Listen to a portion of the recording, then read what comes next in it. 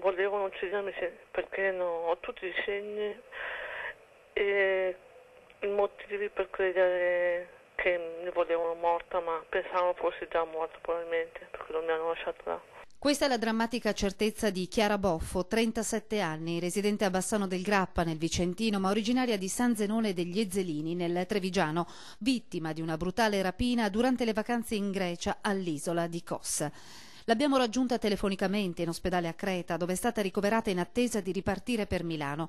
Ci parla con difficoltà perché durante la terribile aggressione ha riportato un grave taglio alla lingua. L'ho ritrovata al mattino alle 11, mi ha trovato un signore, non so, in un museo o qualcosa, perché ero piena di petasacchi, di erba dappertutto. Un segno tutto sul collo nero di un laccio che volevano strangolarmi.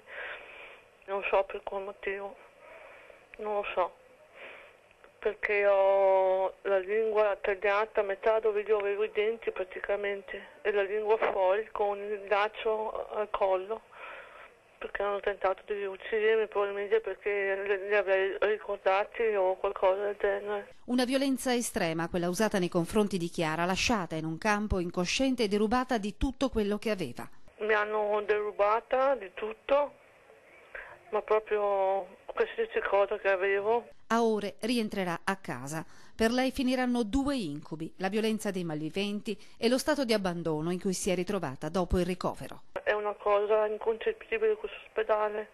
Tutto il giorno che litigo con l'infermiere, con il dottore. Non è mai passato un dottore da quando sono qua a vedermi come sto. Mai.